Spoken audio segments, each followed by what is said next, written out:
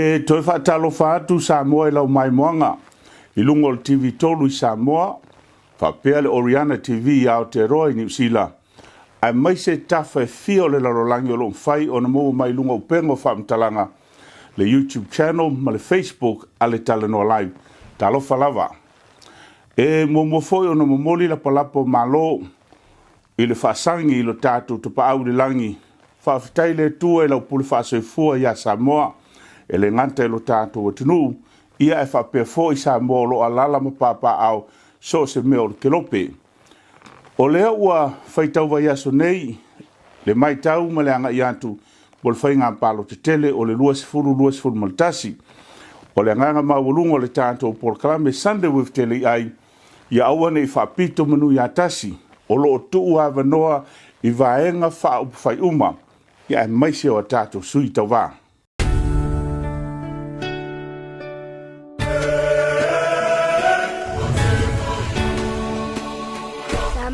Tina, o lau palota o lo leo lava lea. Tere mawhai ana o palota. A wā o te lei ana wā. E whaalango lo ulumana I manuia I lau filifilinga. E tai lima tausanga whātua I maua lewa noa. E te whai e se whai ua. Mo I mātou uma o lau whānau. E le mawhai o na palota. Palota mai poto! Filifili totoa. Awa e te sā ili mo se taui o lau palota. Male sili o na tau. Fili male ari. Pata ua la waya tau. O lau palota, o lau le nā filifilinga saulota. Fia, o la e whaia le tū. Au wala I lau palota. E fia whaelo atu, o lea o whaatasi mai le tātou whaatatanoanga mua nei por kalame, lea fionga I a leota sua tele manusengi to fele. O le sui tau wā, o le vāenga whaofai tau tua Samoa, mo le tū malo sa whata no melalua, a o se sui tuai foi, o le pare mene o Samoa. Ia, whaatalo whātu I lau o fionga leota sua tele, ma le langona, ia vele nei avanoa se e saunoa wale mai mo mai Samoa. Ia mai se lo tu malo sa fata numero lua. Ia mo e fatal fatu le tofa ia le lon mung lau tofa tele ai. Ia fatal fatu ia mal malu la tunu ile afio tu mai tama mainga tama ia le usunga foi tu mompuru tu amala tau inga tan mal pa fonti. Leota so tele sa e tautua le palemene o Samoa le telo tau sanga. A o leo le ai toi tau wā, e iei se mafuanga.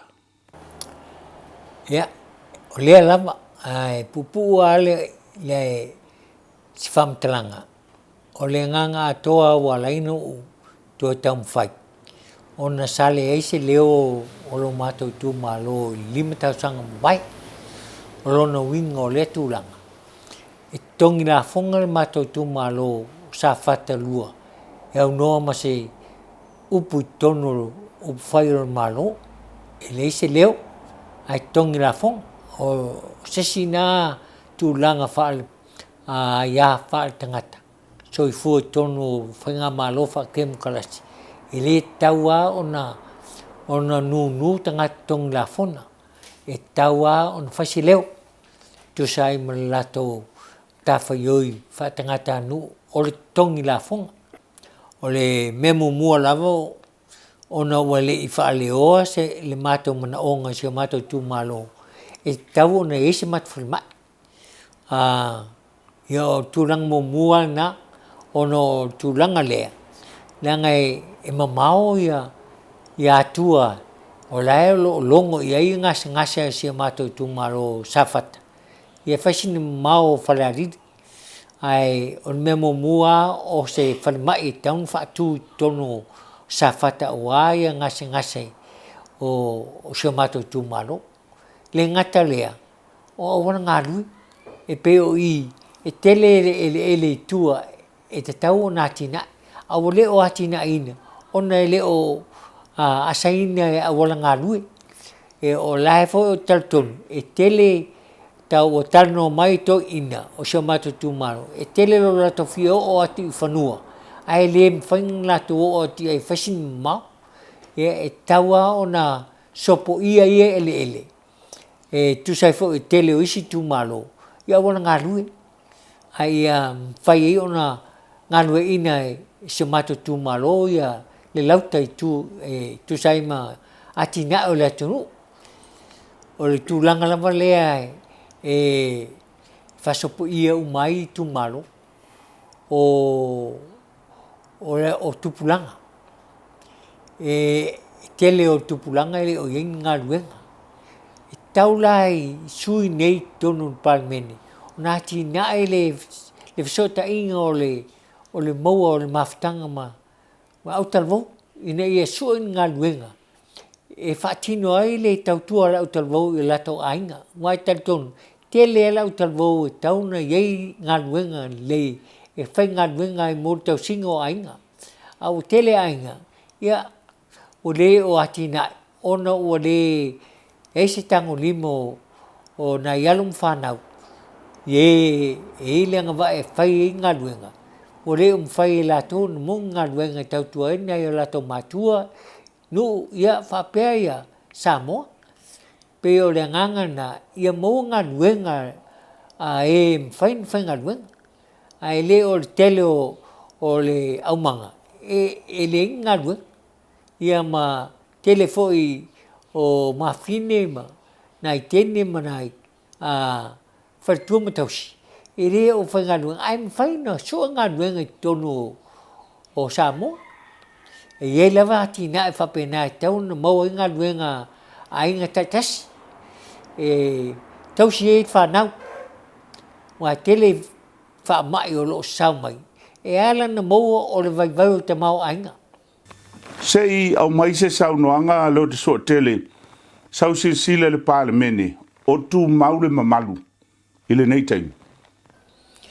Ia e tūlanga uma o lai lava taritonu au ia o lai o loo tau av pele ele malo na fai whawai ia se vangana i me misi le tu o leo lo tato matawina e pili e tolu o lo fatula mai ia e pe tau suia ina le whawai malo tuto taso Samoa pe o le lesinga nganga man mafuanga walaina ta fia mana o to wai ina i fatuma wina le whawaeo Samoa o umo na pasia. Lau fionga, lau te so tele o lau fionga se li loia. O le aso wia talitonunga e winga le mata upu ma le tulafono leo o pasia la tiro a luafe ma le valu. O le tūranga na leo lo whai mai ei tu ia whaupunga o le whawae o Samoa. O le whawae o Samoa e sili atu tulafono le lo sesi atu tulafono. Na tulafono a le tua e sili atu lo tato whawai. Wa le whawai tato malo le tua. E tau foi on munumurita ia i tūlanga o lo whai meil whawai e sui ai. O le whai meil whawai e whaatino i le sui ngol whawai.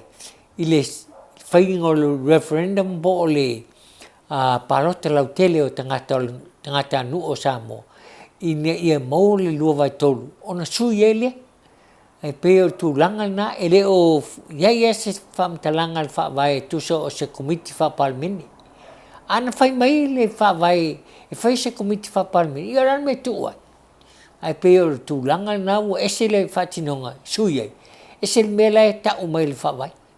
Se e sau noa o lalo fina ngalo i isi tulafono e tolu lea ua pasia nei.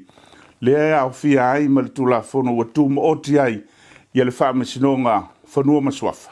E matau puu ai tusai mapili e tolu. E soli whaavai. Ia se tulaunga i la taita ai wha tangata su aina tulafono. O tatu tulafono. E sui ai le whai o le palota lau tele.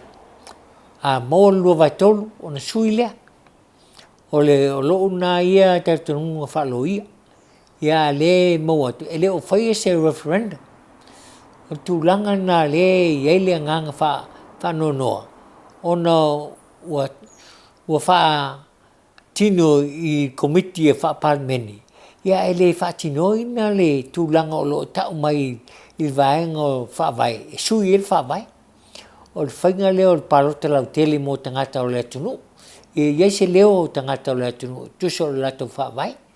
Tūlanga la ia pe o na tam whai atu ai fo i nei lo tu malo. Wha leo se nganga te i tūlafono i atoro. O le tūlanga na a whai e le a vea i le atunu. E le o whai e tūlanga e tusa na whai me il wha vai sui e longa winga. A whai e le whai e mena. E le o munumuta i el wha vai. E le wha upunga wha parangi. E repugnant. E kusa e le kusa i ma kukuunga o wha vai. Lau whionga lo tso tele o lo e tau vai le vang fau fai tau tua Samoa. E se mafuanga. E le mafuanga o tūlanga o tautua. Ia, ro tau whai mai i le tautua man vang wha upwhai. E murtai pe tusai o whainga wha vai al malo. Ma whainga wha vai o solo i tato wha vai. E ai ia wha peo o na fi ngaunga wai me kau whai wha kingo el malo. E peo kulanga ngā peo sau e whakai e mua. E whinga wai kusa kuranga o whinaunga i tono o parmeni. Ai le engi me fōi koe loke ai. La e lava o lo mangia ma le leili whainga o whatinonga e toi ina o le tato parmeni. Ana paua le e ea taime peo le whainga o le komiti lea wa whatino e tau suinga o le tato whawai. E o simena o lau tato nunga. E le o ngatasi ma le tato whawai. Lau whionga lo tso tele lo iel wha moe ina ia e pale mai.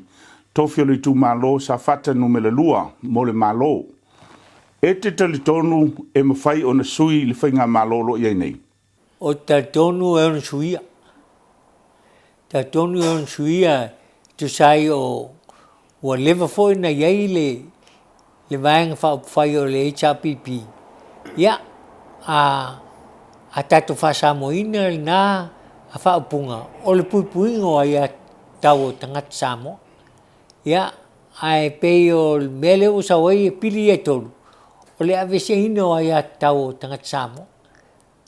O le mea na le iesi wha vaivainga e tate te ai pili e tolu.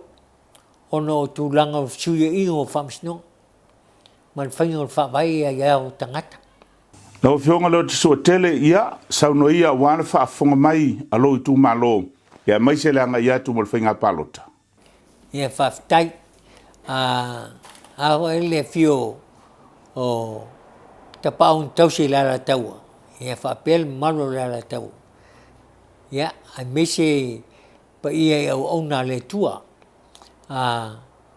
Ia, ai mese lava ia tūlanga o le tūmalo wharanginga ma tūlanga o le tato nofo ai nevai tau. Ia, e watuale nganga whaaloalo ina ia taumwhai mai. Taumwhai mai e whaanga waina le tato leo tono le parmeni. E le eise tau whaaleanga. Ai o le tūlanga sao aia. A whai e le eise leo le tūmalo. E misi atoa tato watina. A o te fia au auna toi watu lo olo toi. E au auna le tato tūmalo. Wha leo ia tūlanga o lo a whaina le tato tūmalo. Ina ia maua e le tūmalo le o nanga i tauai. A wala tina ino a inga. I so fua ma lau lei. A le tūmalo ato mai lava ye laiti se o ye matua. O no nevai tau. Tele wha mai o lo o a whaina ai. So stangata o le tato atunu. Ia e te taua o na wa e lei i proklami. O lea o lo o whaatino le malo. E o atu i tato tūmalo ma whaatino le e tato a fianga. Wa o a fianga. A muso a fia. Ia. O le lava fo i puipuinga. Ai taua o na tato o pupulim whatas. I proklami o lo whaatino atu i tato whainga malo. Ina ia malosi pupuinga o tato ainga mai wha mai. Mai si atu langa o lo whale tono le atina.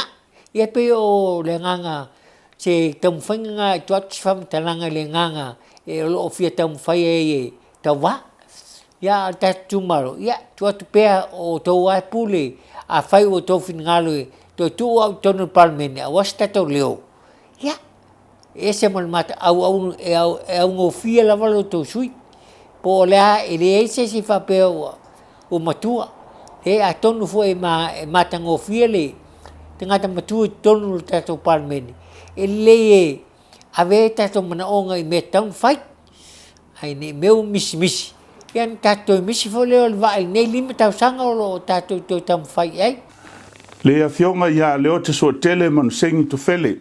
Sui tau vā o le vang whau whai tau tua Samoa mo le tu malo sa fata no me le lua. Ia o le whai se tātou malo longa foi mai wha wau wha tatanoanga mai si sui tau vā o le tātou whainga palota. A whai wo te uti le se leni, mana o mea wawe se so swani mo so se whaalavlave. Vili mai loa le whaalavlave longs i le Olua Tasi, Olua Iwa, lua ono fitu o. Olua Tasi, Olua Iwa, lua ono fitu o. Matala noi le fionga ia tofilau esta tofilau, mo sau no ngā tupi, e iai ngā whapitoa.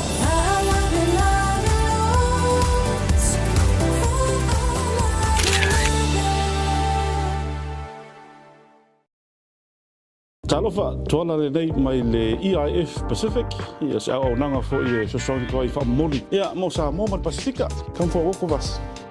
Se i whaale po fo i ngisi au nanga so songi le EIF mwhainga. So songi koi fo ingi wha moli fi abe mo sa moa. Pare mo maka longe, se lau ro lima mo Pasifika mo sa moa. Make special, ia mamako pusa ia kol se lau. O le kau teina sa moa i le ia kako kalo ma ulu ma koko mai sa moa. Yeah, ole sila kako warehouse there, the EIF, kasi there, yeah, ole sila this is cool. Happy to let you know that in the new year, January the new year, we've got our new building here in Wiri, Manukau. EIF continues to show its support for our customers and the work that we do. So join us in January. Love Malo lava, this is Tana Vili, former Manu Samoa rugby player. If you're after a great quality used car, please come down and see me. We're at 314 Great South Road, Marerewa. We've got lots of great cars here. We've got V6s, V8s, Holdens, Falcons, 7-seaters for the family. If you're looking for a great deal, come down and see me. We're at 314 Great South Road, Marerewa. Our phone number is 09 2677 877. So if you're after a great deal, come down and see me. God bless.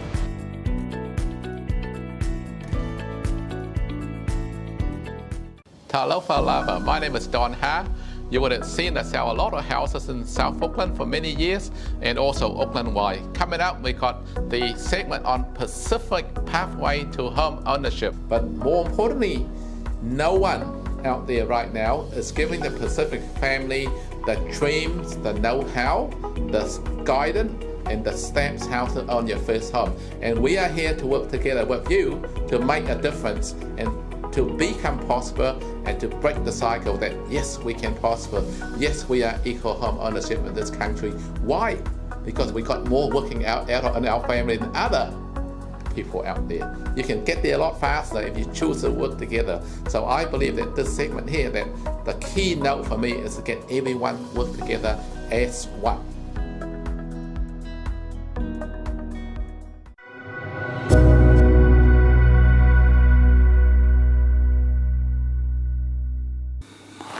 O lea ua whaatasi mai leisia tātou malo, le fionga ia sua Vivian Leota sua tele. O le sui tau vā o le tautua Samoa, mo le tū malo whaasale le anga numere lua. Lau fionga sua, ia, a vanoa le nei sauno ai, ia wal whaafonga anga Samoa, ia maise le whaafonga mai o lo tū malo.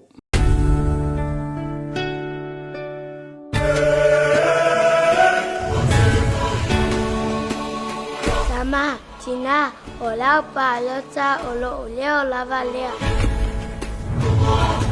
Tere mawhai ana palota. A wā o te lei ana wā. E whaalango lo ulumana i manuia i lau filifilinga. E tai lima tausanga whātua i maua lewa noa. E te whai e se whai ua. Mo i mātou uma o lau whānau. E le mawhai o na palota. Palota mai poto! Filifili totoa. Awa e te sā ili mo se taui o lau palota. Male sili ona tau. Fili maleri. Pataua la wayang tau.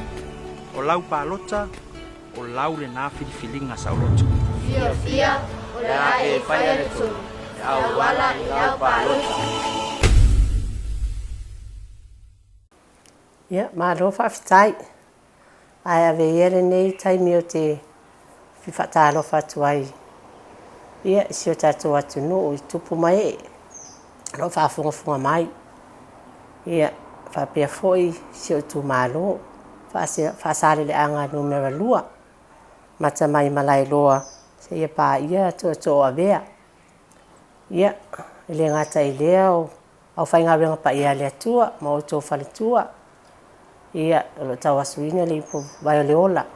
Ia, a wā foi si o tātou atu no. Ia, te tālo whapena foi. Ia, sta I tasi, ia, mālo whawhitai. Ia, o te whatalo whatu foi lau sunga, te le iai, molupo kalama matangofie. Ia, mawai foi le nei awa noa e whataltal no ai, ma whalau I loa I foi lo nei sui tau wā. Ia, malo whalau lava whawhitai. Lau o fionga sua, e iei se mafuanga wa e ele tō whā, ina ia e tau wā. Ia wale pāle mene o Samoa, ai mai se le tofi o lo tu malo. Le se foi lava le amatanga o le tamu whainga, o le whaosfianga. Wa pe ele I fuafuaina mamao, se manao. Ona talu ai, ia o nei foi vai tau ma le tamu whainga o le whainga pālota I vaenga ese. Ia e tamu whai lava e su e malo, po whele tu e malo mai. O lea nā e sto whai I le sida fia fōi o lo tō lua o leo tua tele o lo tau wā fōi mai sa whatalua. Ia, pe o nā lena mawai se langona o na whapena o na su e fōi se sui tau wā mai le me o lo o nofo mai ai I lo I le matai le sua I sa lavalu I sa vai. O lea nā e se manatu ia na tua tuai le atua. Pe o fonta o isi au interview mai se whatalnoanga. O le awanoa watu ina mai. E le au maua. Ia whapea ontu atu le atua ma musu ina. Ia o na whapea nā fo ila ia le o na musu ina fo e sio ainga I sa lavalu. Ia ma le tu malo sio nu o sa lavalu. Ia maua le awanoa o le awa o le wala uina mai le atua. Ua moe fo langona e fia tau wā. Fia mau fo I se so tau au I sosoani sio tu malo ma sio nu o sa lavalu. Pe ona iai le malienga ia whaia o masui tau wā sio matonu. Ia a wafo tau wā ngal whaasale anga numera lua. Ia o le ala nā, ia o le fia sosoani foi. Ia mala fo I se to mai wa mau mai e te tau wā. Ia o le angangal nā na mafuai ona. O le si se o talanoa atu pea mafaufaunga wan ina wo mai langona mai musmusunga le li. O le tu ia o sua le salaval. Ia na apena na su e malo mamale to le mawai nei ia o langona fo nano e na o mai eta. Si to e fa o su nga malo le o sua le na su malo male to. Si o no pele ia ma si o tu malo. Ia o fasale anga numera 2. Sua se e sa noa o ava engolo ave elo fa mua mo le manui o lo tu malo pe a fai a e pale mai. O te fesili si o tu malo ma si o nu I manaonga. Ai a fa pe o le ase filinga ai tu si au mai lo ni tangata po lo ni sui. O se mea lava o mafauina e ave ela o fa mua ia pe fo o tele lava o tu malo. Ia o pe o waranga lue pe na maua fo nisi fo o sui tau wā. Ia ai fa pena fo si o tu malo. Tele o nu taitasi. E ia nu pe o lalo malava manisi nu o laua lelei le tele o nu pe o si o nu o salava. Ia o fa pena fo vai fai ma iva.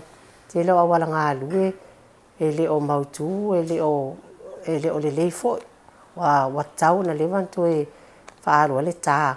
Ia e o ai tuai. Mota malawa whapena fo ia le whatuanga. Ia pela o tasina vaenga fo ia o mai tauina. Ia tā ua tele. O a nisi anti nae o lo e fina ngalo e fina wina i tonu al panemene o wale manuia o Samoa. Esi mea o mai tau wina. Tupulanga talavo. Whana wā onga. No mawhauwhau le tua i se facility fo lea po se whale sports complex fo lea po i nei fo uporu o le tele ai. Awa peona o whatawa ina le tatou palemia sa e tofila o le mea le uporu e le fo i savai. Ia o savai malau mai tau, tēra tupulanga e tau o nā tina e le lei o lato. E le ngata la e le ni ngā luenga.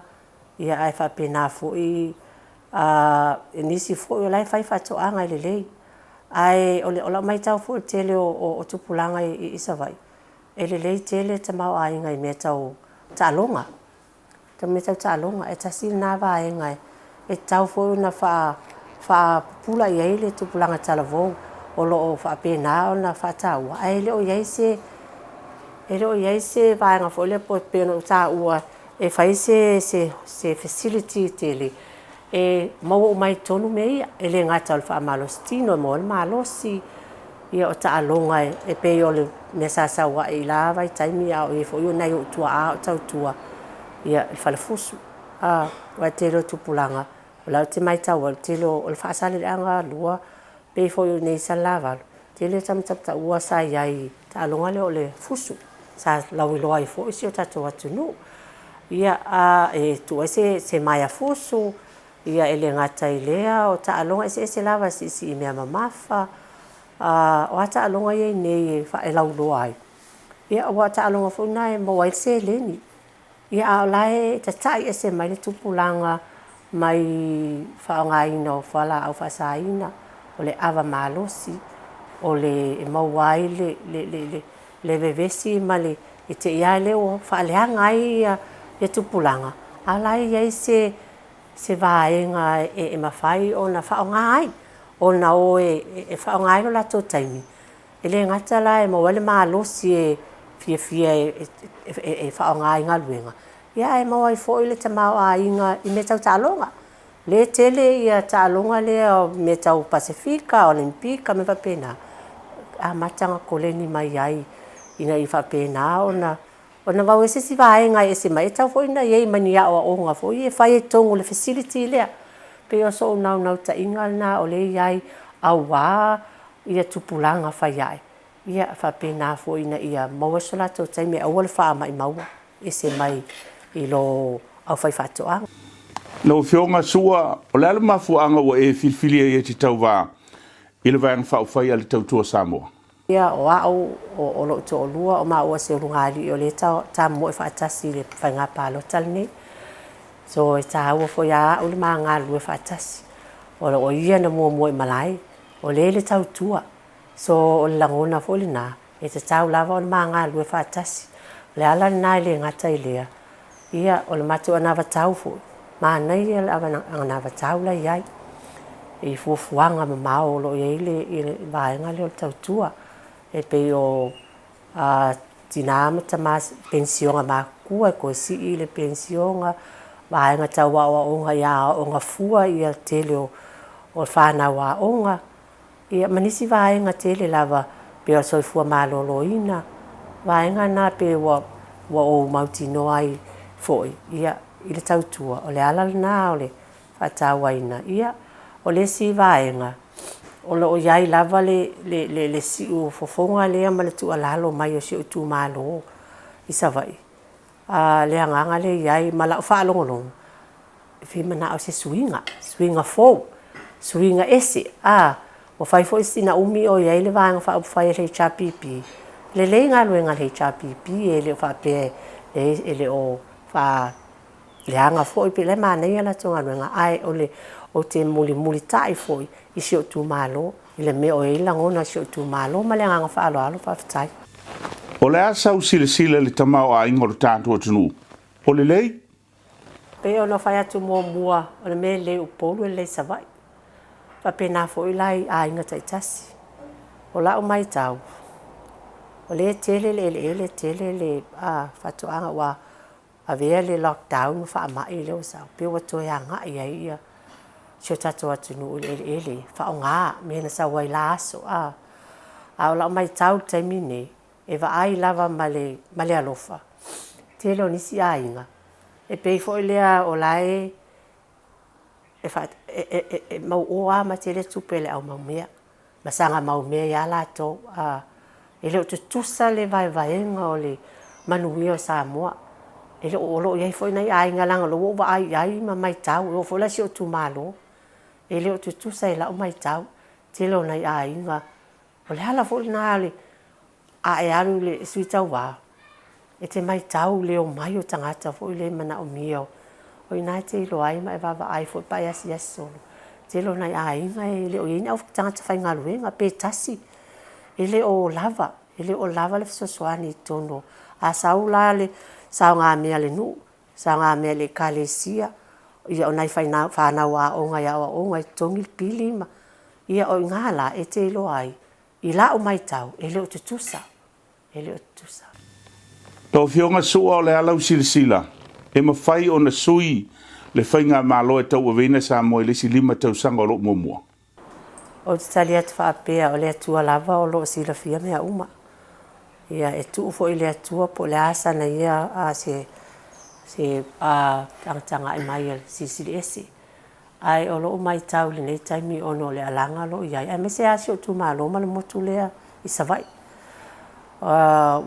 E mawalunga le mana onga ia sui le malo ia mana o mia se sui nga fo ia almena o te le fai atu pe o le a sui o le mena ia ona o le atua sila fia mea uma a tau fai ai talo sia ia iai se sui nga ina ia tutusa le manu ia vai ina i o tatou tangata ia tutusa o polu masavai ia tutusa fo ta mau ai ngai mau ai nga tai tasi ia o le talo si ai i le nei fai ngā pālota silfanga le atua ina ia au mai se fai ngā malo e loa e alofa e le tau whaabalea e le na o tala ai ia moni ia o mai tutonu ia o mai ia alofa le atunu ma fai se mea le lei ai le o mai il mana onga o la tau lava ia Lau fionga sua ia sauno ia a wale whaafonga lo tu malo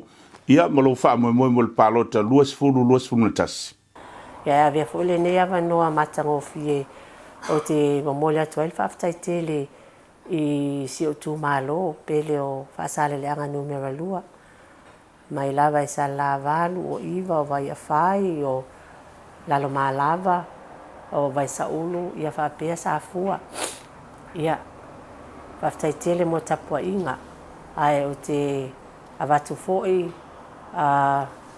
mana onga ina ia whaapea o le ale fina ngalo o le aiai ia le a foi so to mai ma le maa losi tu ina mai le atua ia o te fia tau wā o te fia au auna e fia whatu foi se to mai o maua e fisosoani si o tatou tu malo le mo le atua i foi le wha malo whaftai foi sui tau wā o leo le amatou tau wā e mai se le uso ia ngā tolai ama whaftai mo ngā luenga le lei sa whaapea ona e au nai nei tau sanga foi e tele isi o tatou tu malo ia e mori foi wha malo ma le whaftai au whai ngā luenga pa ia le atua si o tu malo tatalo whaftai tele lava i po mao o whapena le tu alalo ma tatalo ia wase manu o si o tatou tu malo ma le atunu le ngata ilea wharatua matausi sa o au ma le malo si o tatou tu malo ia tu mai ele nei avanoa se au nai mana o mia lava suita mai tai ia e fa ngai o inga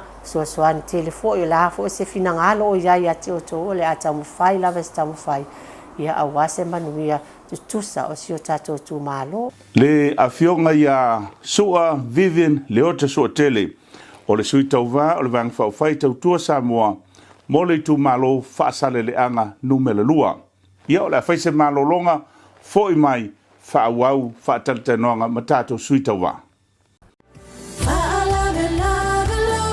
a fai wo te uti de se leni mana o me wave se so soni mo so se fa la vlave vili mai lo le fa la vlave longs ile all watasi all waiver luo no fitu o Olua tasi, olua iwa, lua ono fitu o. Matala noa le fionga ya tofilau esta tofilau. Mo sau no ngā tupi. E ia inga whapitoa.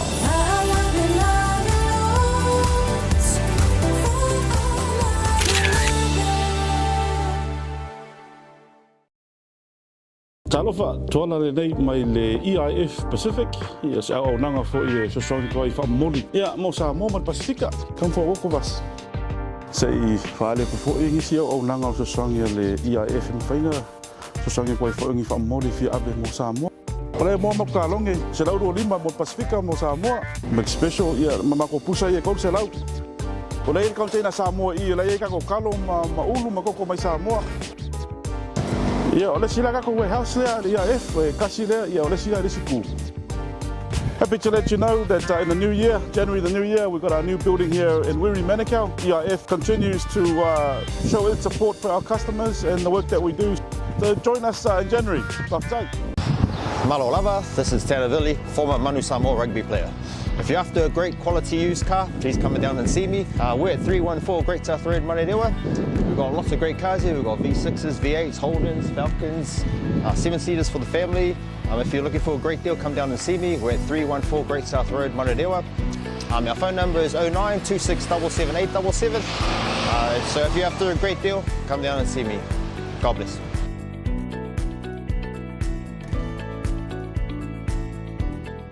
Talofa lava. My name is Don Ha. You would have seen us sell a lot of houses in South Auckland for many years and also Auckland-wide. Coming up, we got the segment on Pacific Pathway to Home Ownership. But more importantly, no one out there right now is giving the Pacific family the dreams, the know-how, the guidance, and the stamps how to own your first home. And we are here to work together with you to make a difference and to become prosper and to break the cycle that yes, we can prosper. Yes, we are equal home ownership in this country. Why? Because we got more working out in our family than other people out there. You can get there a lot faster if you choose to work together. So I believe that this segment here, that the key note for me is to get everyone work together as one.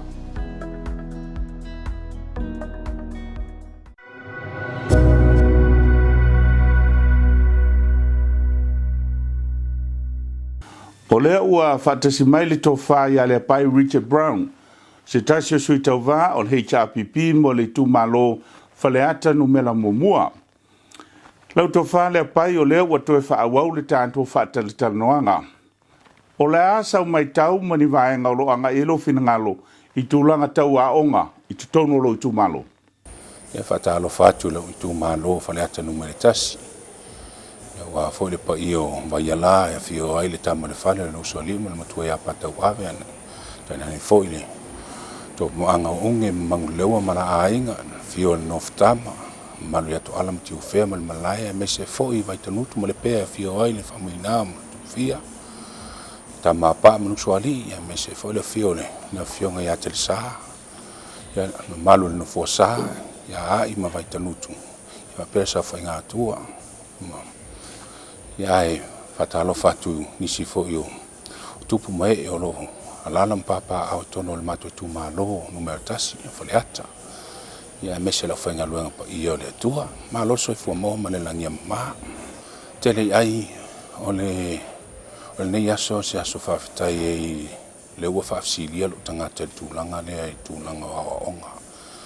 O onga se me tāua tele ia te au ana wo mai tāwina. O lewa tau sanga nei Samoa o mafofau le nei tūlanga le nei awanoa mawhai ono o whalelei ai a onga tono o onga a me se fo tono le matui tu malo sa o mate i sa o moni mauina le nisi fo o alu toto ma whanau e malanga mai lunga le maunga I moa aia onga I vai mea pa pea fo I te lo teimi sa o moli ai nisi o le whanau I le manga wha fo I le pea sa molia e fai me o la tona no foi se le la ina ye le manatu a moa sa ua vanoa o la tom fai e fauni fale a onga o le tulanga lua fale a onga tulanga lua mo le fa na ule lunga I moa ai mese se o le me moa le lo mafo fa o tulanga o onga mese le education ya le tom fai atu ai pa le mai lo tanga te tono le no fo ale Lau tō whale pai, o anisi atina e le tūlanga tau a onga,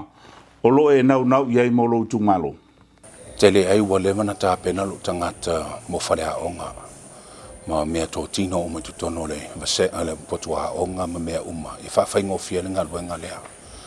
E iei ala utalitonunga, e le mawhai hona la asia le whanau nei, e si tūlanga i tono a onga. Pea le mawhai hona tato tā pena, ma ia le lei, le fuafuanga lea. E pei foi lo vai tono a onga whataitai. Lea iei le preschool on wheel, e tatonunga to tele mauta malawa lo avanoa. Ai pei tai o le saunia o se taavale o lo iei uma mea to tino iei to tonu. E wha o ngai wā o ngā whataitai. E mana o mia e tātou le tūlanga lea. I mawhai o na discipline po ua wha o ao le tamaititi tūlanga o ngā aili malanga mai to tonu le wsena. Lea fo le numere tasi po le lua tonu man wha e tonu le elementary. O le o ngā whataitai e tā ua le a tātou le taimini nei. Wha pai atu lea te le ai. A le o langa atoa o le apai sai whafo le mea tonu na lau te tangi atu e lau i tū malo. Ia tatala mai ni whamonianga mo tātou. O tūlanga o awa onga, tūlanga i peo le library, o tusi whaitau, e meise foi penitala, o pepa maisi mea umanei, o lewa o maa malama le awana mwhai ana whamanuia i tātou Samoa. E meise tona le tātou i tū malo, e whawhai ngō fie le a venga o mātua, e meise foi le malo, o le nau ta inga ngā lo tangata. I mawhaina tatala mai le vai lea, le vai o le ola lea, sosoani. Mwhaina ui mai lo tangata, i whamanuia i le whanau tono Samoa, me se tatu i tūmalo. Lea pai, ia, ai ale tūlanga o onga mo tangata mātutua. Pe ona o whala tātou te meo whanau i tūlanga le adult school, po a onga i mta SS mo i lātou mātua, o oma lātou, tō tele o lātou sa le whaumaina lātou a onga o laiti. O lea ua tu atu e lea wanoa e tō e o mai, matu e ngā lue whātasi o mta SS. Ia le wela, whaiwila, palama, kamuta, ai mese fo i tono al computer. Nei o langa o tātou e o le po i malae le tūlanga le vave le sota inga i tūlanga o computer.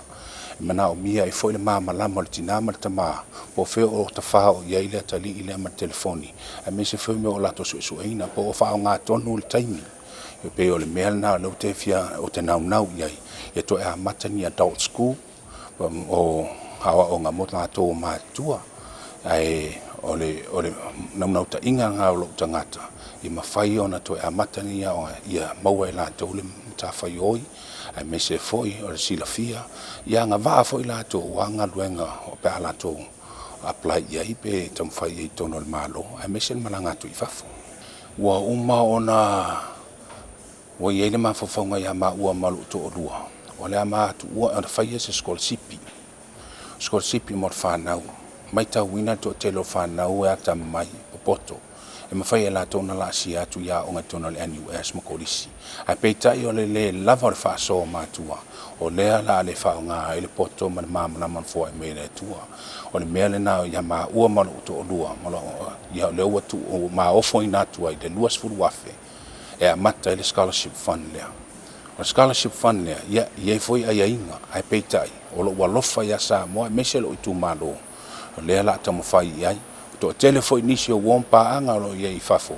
O lea ua la ofo mai fo i le la tohu tau au, i efsosoani mai, a wale alu luma ma le tamu whai e tele se tupe tono skolsipi lea, i ma whai na whaaso atu i whanau.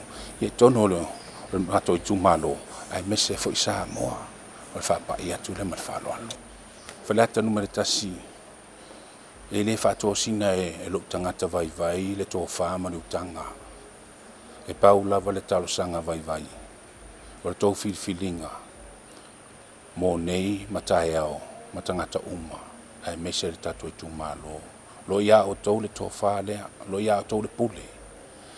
Wha mole, i mana tua mai le atari. Le au auna vai. Tō te whae, i mawhaina whae e ia o tau. Tau tua mo o tau. Ia vea au. O se tau tua po se atali e mawhaina moli o tō whina ngalo. I te tono o le whale lea, ma ta tala mai whamanianga lea. Mo tō walo ma whanau. Ia e mese tato i tū mālo ma Samoa atoa, whaftai, manuia le fiafi. Le tō whai a le pai Richard Brown. Se tasio sui tau vā le chapipi mo le tumalo faleata numela mumua. Le foi ua whatasimai leisia tātou whatatanoanga. Le tofa ia pau Dr. Roy Ausangi ia pola fionga iana nai. Ia, sauno ia wale whaafonga mai lo tumalo. Whatulo watu fo i le whaafonga mai le tunu, le nei foi vaenga o le tātou plokalama mai pe on whaamtua tumu ia i le tofa ia te le ai whiritipuni o le fonga mua la inga sāpuni. Whatalo whatu fo i sā moe lau whaafonga mai mua tāpo ai mai. Ina ua mawhai foi ona maua le avanoa i lunga le nei plokalama. E pei on o mātou whaasala lau atua i le nei ala ata. Ia i lau ele o le tātou tunu o Samoa. Whaamalo soi fo maua malalangi mā. Whaafitai le tua i le soifua o lo ato di o aile masina le ngata o soifua o le tunu o Samoa. Ia ai whapea foi se o itu malo pele o Samtau whalatai. Ia pa ia le ainga tau ana. Ia malsau whainga ia te ole moenga. O pa ia o Samoa whapea foi malu tau ave o le itu malo Samtau whalatai. Ia o le anulu atuia whaatini o tau sala. Ia tau muampule ma whalopolo tau finga. Lo lato matafa yo i tau si lea. Ai o le fiafianga la whaitele ina ua mawhai o na maule avanoa ua tau nuu mai ei ma tātou mafuta i Samoa mo tapene ina o palota. O le fiafianga sili lena. O na ua mwhaifoi o na wheloa i sio i tu malo ma sio nuu o Samtau ma sio nuu o whalatai. Ia maua le avanoa e whasoso ai ma whataltal noni sio vaenga. Mo le tapene ina o le nei whamoe moe. O le anavatau lava ia pei o na fola le te miusola. Ia whaonga ia se ola o lo ia te au. E tau tua ina ai o tangata ma lo i tu malo. E ati na e mga aluenga e te tau ana whaau au pea. O le tamau ainga ina ia si itie si tūlanga mawai. O le soifua au ina o whanau o tupulanga malalvao o le tu malo. Ina ia whalau tele a wā. O le kia ia o le manuia o tātou ainga i ona pōnei. O le lelei o na au ina o tapena ina le soifua ma le mawhau o whanau mo tātou tupulanga. O le sa ili o ngā luenga e mawhai ai o na whaau au ina o na maua le tupe whau elta mao ainga o ainga. So soani i mea whai e ka le sia ma nuu mawhioanga. Ia ma le whau ina o pisinisi. E pei o na whola sia il te mio sola. Ina ia mawhai e le au whai whatoanga o le au whai whaiva. Ia mai lato o lo ia il to mai e whau i pisinisi. O na whatulanga ina ati na i pisinisi. Ia mamwhai e whona maua avanoa o alo mawhanau e whai ngā rua ngai. Ia mamaual tamau ai ngai pei o na sa ilia. Tele ia avanoa e mawhai ai o na malanga tama whanau ale tu malo ma Samoa pe a whai e lelei o tapena ina mao au ina i o tātou lau whanua. Pe o na whai e nisi o atunu o lolangi. Ia ua inivesi ia lātou tama whanau. E ala i le hao au ina, e ala le tapena ina o le soifua. Ina ia mawhai o na angai i atunu i whafo. E pei o na iai whamoe moenga. Ina ia whamarusia o onga il tātou universite, il tūlanga o teine tausi ngase. Ia o nursing programs, whatasi e maisi vaenga. O te lolo ia il tāleni ma le tamau ainga. Ia no mawhanau o le tūmalo ma le tunu. E mawhai ai o na o tau ina mtapene ina. Ia e sa une e whai ngā luenga ia tunu i whafo i se tutongi māua lunga.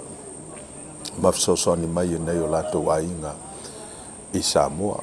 Lo atu lu ue ma lo i tūmalo pele Samtau mwhalatai.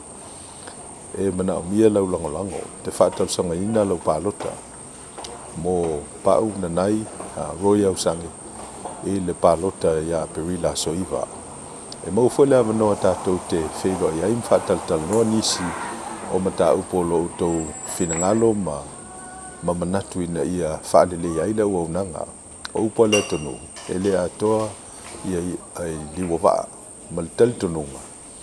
o la o tau whaatofala inga e moli mai ia le tōwha ma le whautanga e mawhai ei on whaatontonu wholau se vai o ia te au e avea ai masui o le tatu i tū malo i le whono usu o Samoa pe ato mai lau pule matusa ma le finangalo le atua o te fia tautua pea ma whaauawina le auaunanga mo oilo i tū malo o ngā luenga uma ma ati na e watape na ina mo le wha moe moe ia e whatau nuina le teletununga o le tu malo ho u a inga tino ma ano toto mai vitulou le whafonga le tunu ia mai te tau o na tāpena le lei maosi osi le lei a wao a inga e tua iel tangata o a inga foi e osi lava e o ile whaavavau ia o se teimi o na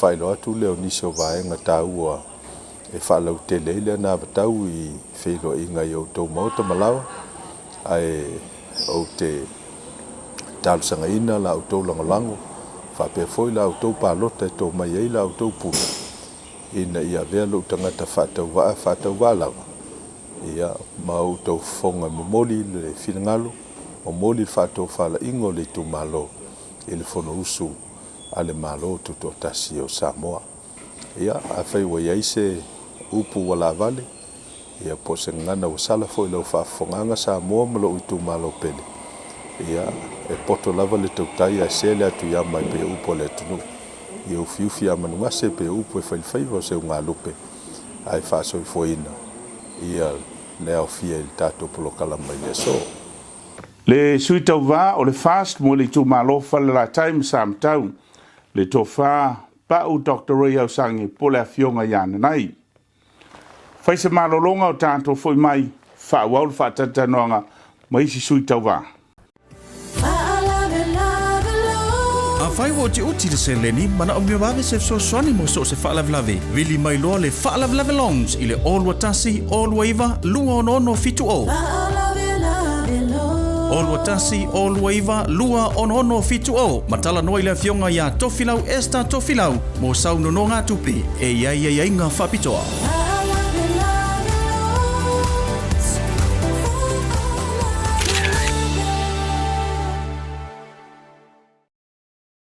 Talofa, tuala le nei mai le EIF Pacific.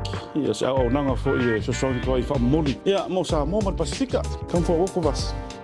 Se i whaale po fo i ngisi au nanga o so songi le EIF mwhainga. So songi koi fo ingi wha moli fi abe mo Samoa. Ole mo maka longe, se lau ro lima mo Pasifika mo Samoa. Mek special ia mamako pusa ia kau se lau. Ole i kaunteina Samoa i le i kako kalo ma ulu ma koko mai Samoa.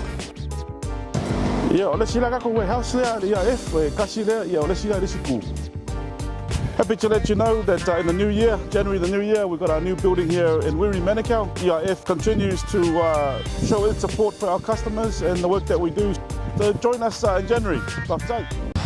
Malo lava, this is Taravili, former Manu Samoa rugby player. If you're after a great quality used car, please come down and see me. We're at 314 Great South Road, Marerewa. We've got lots of great cars here. We've got V6s, V8s, Holdens, Falcons, 7-seaters for the family. If you're looking for a great deal, come down and see me. We're at 314 Great South Road, Marerewa. Our phone number is 0926777877. So if you're after a great deal, come down and see me. God bless.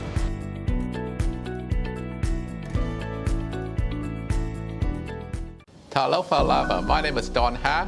You would have seen us sell a lot of houses in South Auckland for many years and also Auckland-wide. Coming up, we got the segment on Pacific Pathway to Home Ownership. But more importantly, no one out there right now is giving the Pacific family the dreams, the know-how, the guidance, and the stamps how to own your first home. And we are here to work together with you to make a difference and to become prosper and to break the cycle that yes, we can prosper. Yes, we are equal home ownership in this country. Why? Because we got more working out in our family than other people out there. You can get there a lot faster if you choose to work together. So I believe that this segment here, that the key note for me is to get everyone work together as one.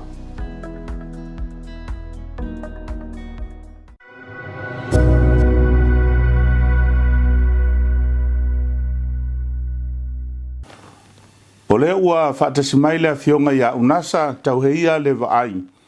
O le tasi o sui tau wā o le chapipi mo le tū malo whaasale le anga numel wha. Lau fionga unasa o le ua toe whaawau le whaatata noanga malvai aso wa tuanai. O le motu sala whai ia mai se foi le tū malo e mamau ma pia i tūlanga o ngā luenga. O ani vaenga lo anga iai lau silasila ma whanau a wale ati na ina o te tono le tū malo. Ia, whatalo whatu so tū malo whasare ranga numero 4. E nei fui vaenga o le aso. Ia, leo wanga ngai fofo le la i lona nofoanga masani. Ia, tatou sula ma tatou vi ia le lofa o le ali. Lan pura whaasua fo i. Luna anga le. Ia leo wa i uwhi au ma whaiva fo i ma tiute fo i sa tatou ngalue fo i le le aso. Ia, whatalo whatu so tatou tū malo. Ia mi whai ona whapea tūla o whamtalanga. Ia o lea wa o na taatia tūlanga ia tina e tūlanga o awala ngalue ale ngata i leo o le tani ngalu. I le pokalame fo i ala malo leo wa whatoftofusia fo i tatou tū malo. Ai o so o vai. Ia o lea wa amatamea malo. Ai o le whaawawina la o le whaawawina yuta o awala nei ale ngata fo i lea o le maintenance o poloketi nel malo. E iso vai e o au e tau na amata mere tūlanga lea e sa ili o le ase au wala e mawhai ona o le iei ia tūlanga i poloketi, tele poloketi mai atunu i whafo. E mawhai ona tatou sa ili i le au mai leo se vae ngā tupe. E mawhai e lava e tatou ia se o tatou tū malo. Ona tatou ngalue ina ma ta mawhai e whai lava tatou wati na e nei. Ia ele whapea la tatou whamoe pēr tūlanga le malo. Ona ia e tele na wai tū malo si tono si o tatou atu. Ai o le mesini whaftai whainga malo. O lea wa ta oto atu le fufuanga. Ia o lea wa tali atu fo. O lea wa amata mea malo. A whaila o lea ia tūlanga o awala. O le mawhai ona e eipolo keti o mawhai nau e mawhai ona awina mai. Pe 50-50 e mawhai na 5% e polo keti. 5% foi so tatou nu. Tau te o mai tu tonu. E mwhai ona tatou e wawai a wala o mara tatou tu malo. Tau te ngā lue whaatasi. Tau te sa ili sosoani whaatasi. E mwhai ona whaatino ai tūlanga ia. Ia o le leile au au nanga ia le lei tatou o wala ngā lue. Ia wala wala nau ia to la langa tūlanga o tatou whatoanga i uta i o tatou lau whanua. Tua maota ma tua lawa. O le si tūlanga e titilo iai. O le tūlanga le i seo matonu leo sai pipi. Ia o le taimine ia moli whaftai le fionga tamai taipule, le fionga ia ngalu malimana o na tūlanga fōi. Sa mana o mia e fōi le sosoani o no seo mato vaita ele le sei tūlou i ngata iane o le wharesa, ngata i o sai pipi. Ia sila fia ia e whai lava sina tūlanga le sefe fōi le o le pito i tai o na e pau lava i lalo le tūlanga o le pito i tai. Ia fai te tingtalawa mo tāpare a whiwai. Ia e mese o le malu fo so o le afio angaro whapea na whaonga ina le vai. Ia lea la na o atuai ma tausanga tu fo i tamaitai pule. Lea watadi atu lea la pe nsire fia so tatonu. Lea la wa iei tanunga lea watanu i tai. Lea walau te lea i tai le tūlanga lea la e wa iei fo i malewei o lea ua mea lea o whai. Ia mo le taiminei but that's temporary. Au te minei ia o lea wangalua atu fo i aisi fo i ma whaamulumole atu fo i nisi o tūtino tai peo le UN. Ia poloketi tele ia. Ina ia mawhai o nono ta inga ina ia mawhai o na whale leia le vai leo sio tatonu i sai pipi. Le ngate tūlanga ia whatele le vai ma tue suatia tonu. A ia whausia se si wall i tua. Ona ele nātia ia o lo fsota i lewa le vai ma le sami. Ia o taimi uma ia sui, tele sui ngol tau. Si i foritai. Ia e whea ngai lewa le vai lea o le ala lea e tau lawa na wha mautu ma toi whai le vai. Ina ia aua ne whengofio na wha le ngai na ele sami. Lau fionga unasa e ta ua lou wha soa mai pe i tūlanga tau wati nai. Aua o le vaenga lea e whisoa soan tele mo le tamau ainga o ainga i tutonu o fio anga mali tu malo. Le si tūlanga le yuta i le alia le yuta le anga i yuta o le nuu. I sei pipi lava. Le tele ina mawhatia e fo i pia lo loto tawhenga le tawhe mai tai mawhaina le awala. Ia titilo fo le tūlanga lea. Le a le tūlanga le whainga pāluta e manuia. O i o le ave le wha mua ia sailia fo se leni i tulaga ina ia faapeona faalelei ala awala ona o ia pe ponatia i fo ile anga i uta o tatou nuu pe a o fo ina leanga tau matulaga faapena tai pe fo ni vai tau le loto timunga ia wa faina o lo faapeona to tafe fo le alia lea ai te le sona afianga i le o atu ma le o mai fo i o tatou nuu ngalua ina o tatou fanua uta ia o le si tulaga e titilo ia i le lau tele i o so matou tumalo ona temine ia ele se tala tau na vane ai ai wa umana o sa ilpea na o fai atu ia wa umana o sa ili ia o lea wa tulaga le atina ina la wa tupulanga ma talong ia o temine o le wa umana o sa ili mo se tonas mo se fatinoina se malai fai tu malo fa va malo i tono so tatu tu malo ia pe o le ai le leite le tulaga i le atina ina tupulanga ia e pe o le tau lava le po le challenge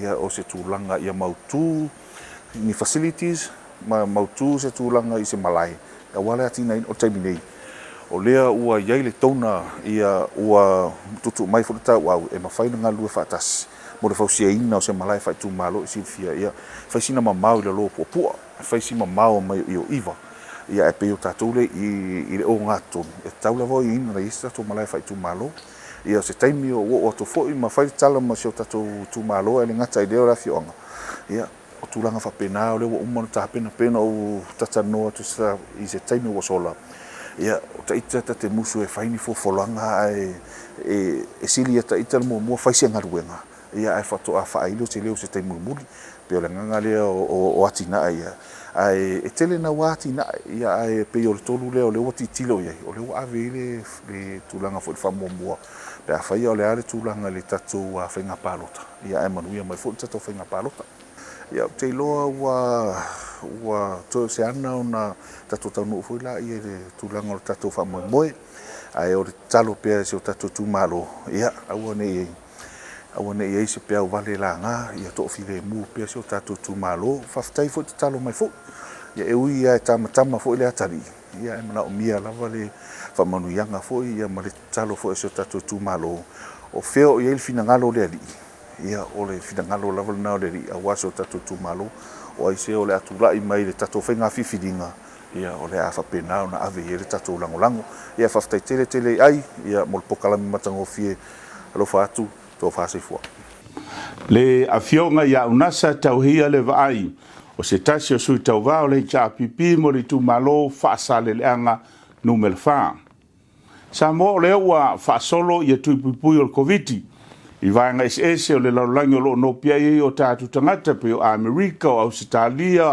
o niusila faapea foʻi amerika samoa ma le faamoemoe o le a vave ai ona tatala ia femalagaʻiga i le agaʻi atu i samoa mo i latou o loo maua avanoa i le taimi nei i malaga faapitoa o loo agaʻi samoa ia ma i latou o loo fuafua i se taimi mo samoa e tāua le maua lelei mai o faamatalaga ma le tuʻalalo o loo au mai le tatou malo e leai ni malaga faapitoa e faatulaga mo e o mai ina ona palota o le upumoni lenā o a malaga ua faatulaga i le taimi lenei ia o malaga na e fuafua mai lona uiga o le malaga lea o le aso lima o mati pauna o le malaga talafeagai ia ae fuaʻu ma i luga o le mafai ia ona mulimuli taʻia tatou aiaiga faasoifua malōlōina o loo tuuina atu ia mantua foʻi la tagavaia o lalo o tatou poloaʻiga ia o loo iai nei ona o i latou o loo nonofo mau i Samoa nei na o i latou o loo nonofo mau i Samoa nei e lē mo na o latou na o le sau e palota toe alu i o e lē ai o tatou aiaiga ia mo le faafau mai le tunuu le foʻi silifia le tatou aiga faasalalaua aiaiga ia na faasolo atu ma i latou o loo galulua i nei e ia tatou ofisa o malo mai fafo o loo i nei ia o i latou na o loo mafai ona iai le avanoa e o mai ai nei e matua vailiili foʻi la tatou komiti ni tuaiga talosaga faapena ia auā o loo mulimuli taʻi lava le tatou komiti i le faasinomaga tatou foʻi lele o aiaiga ua tuuina atu i lalo o tatou polokalame ia o faalavelave faafuaseʻi po le state of emergency Samoa o le tatou polokalame lenā Sunday with tele ai o le nei vai aso.